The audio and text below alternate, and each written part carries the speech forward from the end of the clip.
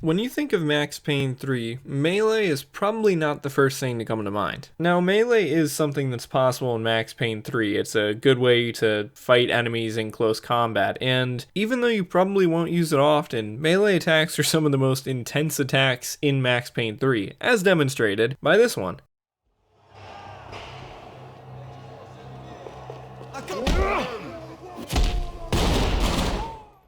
As you guys can see, Max Payne 3's melee attacks can be pretty brutal. And also, side note, now is probably a good time for me to mention that this video has PC and PS3 gameplay in it, so if the quality suddenly seems to be changing, that's why. But anyway, the rarity with which you use melee attacks in Max Payne 3 would probably lead you to be surprised at the fact that Max Payne 3 actually has melee weapons. However, they are not in the single player or even in the base game at all. Rather, they're in DLC for Max Payne 3's multiplayer mode. Specifically, the DLC is the Deathmatch Made In Heaven DLC, and according to the Max Payne wiki, this was the last DLC released for Max Payne 3. Technically, Deathmatch Made in Heaven added 5 weapons in total, according to the Max Payne wiki fandom page. It was the cattle prod, nightstick, stun gun, pepper spray, and bouncing Betty. I'm going to be mentioning 4 of those because even though only 2 of them are technically specifically melee, 2 others are so close range that they're effectively melee weapons anyway. So the only one we're not going to be covering in this video is the Bouncing Betty, and that's pretty self-explanatory anyway. But anyhow, these weapons are very strange. They are different from pretty much all of the other weapons in the game, and they're just sort of odd to have added in because they're not very effective.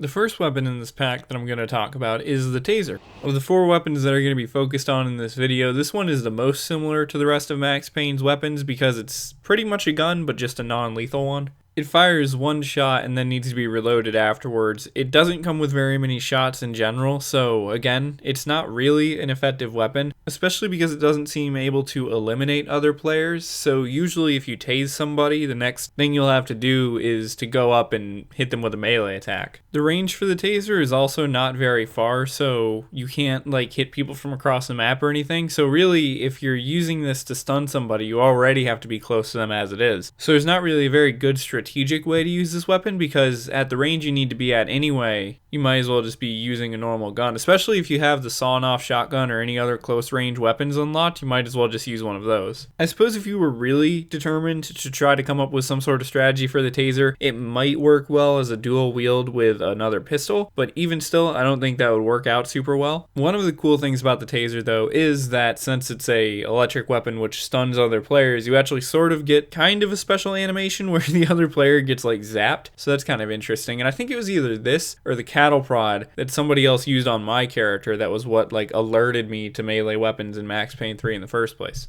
Up next we have the pepper spray, which I think is both the most useless weapon that is added in this DLC pack, but also the most unique. So to start off, similar to the Taser, it kind of works like a normal gun in the game. You can aim it, you can use it in bullet time, it reloads, all that type of stuff. But unlike the guns in the game or the Taser, it doesn't actually fire a projectile because it more so like spreads a mist. There's not really any other weapons in Max Payne 3 that are a good comparison to this. Also, because it doesn't use strict actual projectiles, the ammo counter is more of like a timer almost really than the actual amount of like shots you have because it's just a continuous spray of pepper spray. I guess the best comparison would probably be to like flamethrowers in Far Cry and how they don't actually have ammo counts, but more so like a measure of how much liquid is left within them. Interestingly, you actually can eliminate other players with this because it does do damage. It's not super easy to do because the range of the pepper spray bottle is so limited that you have to get close enough to an enemy player that you might as well use a melee attack because that would probably be an instant kill. But it is possible, and I actually did manage to capture some gameplay doing it. I think the pepper spray bottle also slightly stuns the other player, but I don't believe it actually stops them from shooting their weapons. So that's another thing. Even though it's stunning them, they're going to be able to respond to you using the pepper spray on them, which is unlike the Taser because I believe that when you use the Taser, the other player can't do anything until their character picks themselves back up. And then one last interesting short note about the pepper spray is that it actually has a pretty unique reloading animation. When your character reloads this, they actually twist the bottle off of the spray nozzle and then put another one on there. So it's kind of interesting that they made a pretty unique animation for this weapon. So now on to the actual melee weapons of a Deathmatch Made in Heaven. The stun gun and pepper spray both can be used used without melee, but I'm still putting them in this video because, one, they're in this pack, and also they're more effective when used with melee, especially the stun gun, because it can't actually like eliminate players on its own. Anyhow though, up first we have the nightstick. This one is pretty self-explanatory. It is a nightstick. Might also be called a police baton in some places. Unlike both the stun gun and the pepper spray, the nightstick is pretty much completely different operationally than those weapons because it is not at all a firearm or a projectile launcher. When you press the button you usually use to fire a gun in Max Payne, your character will swing the nightstick. However, they don't actually do it in like a combo way. It's like the same animation over and over. Like they don't swing one way and then swing back the other way. They'll swing one way and then like line up the same shot again. So you actually can't swing very fast with the nightstick. However, if you get a hit with the nightstick and it doesn't insta-kill the enemy, usually your character will follow up with a kick if you keep pressing the attack button. So it'll be like a swing of the nightstick and then your character will kick the enemy player that they just hit with it. Also, since this is not in any form a ranged weapon, you cannot aim down sights or zoom in or anything with it. When you press the button to do that, it just doesn't do anything. And lastly, if you dive or shoot dodge with this equipped, your character will not actually attack with it. So pretty much the only way to use this weapon is in close quarters melee combat, which is not very useful because most of the combat in Max Payne is from a distance, and even when you are close, you can melee attack without a melee weapon. But it is pretty cool that using this, since there's no ranged ability to it at all, pressing the normal fire button will do a melee attack, and usually, if you're close enough to an enemy player and you're kind of looking at them, your character will like lock on and hit them accurately. And then lastly, we have the cattle prod. So in reality, the cattle prod is actually almost exactly the same as the nightstick. The only real difference between the two is that the cattle prod has added effects. So as you guys can see in the gameplay, it's got the electricity that you can see running through it, and when you hit an enemy with it, even though it's pretty much an insta-kill, it also zaps them, which doesn't really do anything different from the nightstick since the nightstick is also pretty much an insta-kill. So it really just adds that same sort of zapping effect that the taser has, but to your melee attack. Just like nightstick, you cannot zoom in when you have this weapon, you can't aim down sights or anything, and you also can't use it in shoot dodge. Now, you might be thinking to yourself, well, Wulf, you haven't even talked about dual wielding yet, and that's one of the main aspects of combat in Max Payne 3. The thing is, all the weapons that I've discussed, although they can be dual wielded like any of the other weapons in Max Payne 3, they are just about as ineffective as they were on their own. But nonetheless, let's talk about dual wield setups. Starting off with the nightstick and cattle prod, really similarly to how they're pretty much the same on their own, they're also pretty much the same in dual wielding. They work the same way and everything, they just sort of look different. If you dual wield 2 cattle prods, 2 nightsticks, or 1 cattle prod and 1 nightstick, it's really kind of about the same as just using one. You can't attack any faster or anything so far as I can tell. I think that your character swings a little bit differently when you're dual wielding them. It seems like they'll usually swing with their left hand, and at one point I did get a kill while dual wielding, I think it was 2 nightsticks, and it looked like my character hit the enemy player with both of them, but I think that even if they did, it's really just a different animation. Like when it comes to actual combat effectiveness, it's still pretty much the same. So dual wielding 2 of those gives you some different animations maybe, but doesn't really give you any attack benefits. Dual wielding either with a ranged weapon, including the pepper spray or the taser, isn't really very useful either because it's kind of the same as if you didn't have one. You can melee attack without a melee weapon, so that kind of cancels out the usefulness. It seems like if you're dual wielding a cattle prod or nightstick with a pistol or something else, and then you get close to another player and you hit the melee button, your character will melee with the actual melee weapon instead of the gun. But again, even if you didn't have one, they would just melee with the gun and it would do the same thing anyway. When you run out of ammo, your character will swap over to the melee weapon, but I think that happens anyway if you run out of ammo with one of your dual wield guns, so I think that's just a thing in the game in general. So I don't know, if you maybe wanted to do like a dual wield with the taser and then the nightstick or the cattle prod, it might work because you could maybe like tase somebody to stun them and then run up and whack them with one of those, but again, not the best loadout. So speaking of the taser, you can dual wield it with any other weapon, including another taser. If you dual wield 2 tasers, this one is also not a very useful setup because I don't think that 2 tasers stuns the enemy anymore or anything, so in reality it's just kind of wasting ammo. Your character will also fire both at the same time if you're dual wielding, so it's not really useful. It's just kind of using 2 for what you could get out of 1. If you're really intent on using the taser, bringing 2 and then using them separately might not be a bad idea, because then you'll have more ammo pretty much. I don't think that the ammo reserve is shared between the 2. Dual wielding it with pepper spray kind of works, because if you tase somebody, then you can keep hitting them with the pepper spray, but again, that's not really a super useful loadout either, because both of those weapons are so close range, especially the pepper spray, that it just doesn't really work very well. And then dual wielding it with a normal pistol is also not a particularly great idea, because normal pistols, almost all of them I think, probably have a longer range than the taser, and if you're at such a close range with the taser anyway and you're going to be using a normal pistol alongside it, you might as well just use one of the really powerful close range pistols like the sawn-off shotgun. So dual wielding it with a pistol works, but again, it's just like there's such a range difference between the taser and the rest of the pistols that it's just not really going to be super useful, because the pistol is going to have a further range anyway. And then onto the pepper spray, you can dual wield 2 pepper spray bottles. I don't know if this does more damage than just 1. I think it does, but the pepper spray bottle again is just kind of really hard to justify using, because the range for it is so short that it's just really hard to use. It does look kind of funny to have both pepper spray bottles going at the same time. Dual wielding it with the cattle prod or the nightstick doesn't really work too well, because you have to get so close to the enemy to pepper spray them that at that point you might as well just be using a cattle prod or nightstick on its own. And then in pretty much the same logic as the taser, using it combined with a normal gun is also not going to be super useful, because the normal gun will have such a further range. So yeah, that's most of the dual wield setups. There are some that give some unique animations and stuff, but overall there's not really a super great strategy to use, just because none of these weapons are far ranged enough to really make them that effective. In conclusion, the 2 melee weapons of Max Payne and 2 sort of almost melee, but not exactly because they're really ranged, but they're sort of useless without melee, weapons of Max Payne 3. They're all really interesting, but the truth is that none of them are actually really useful. It would be a lot of fun to get together with like some friends or something and do a match where like you only use these weapons or something like that. Overall, it's just kind of weird to consider why Rockstar would have even added these into the game in the first place, because clearly they, you know, programmed them in and made all the models for them and everything, but it's just very strange because they work so differently than the rest of the weapons, and they're really underpowered compared to everything else. Like, you really cannot use these effectively in a normal multiplayer match unless you are like an absolute titan of Max Payne 3. Since I played a number of matches using these weapons for this video, I might do another video that might be like a supercut of all the eliminations I got with them, because over the course of however many matches I actually did get quite a few eliminations. But speaking of all the extra recording I have, this video took me quite a while to put together despite how kind of simple it is. So if you guys enjoyed it, make sure to like it and subscribe to the channel and all that type of stuff, and like tweet it at Rockstar and ask them to make another Max Payne. But anyway, thank you guys for watching the video. I'll see you in other ones, and bye bye.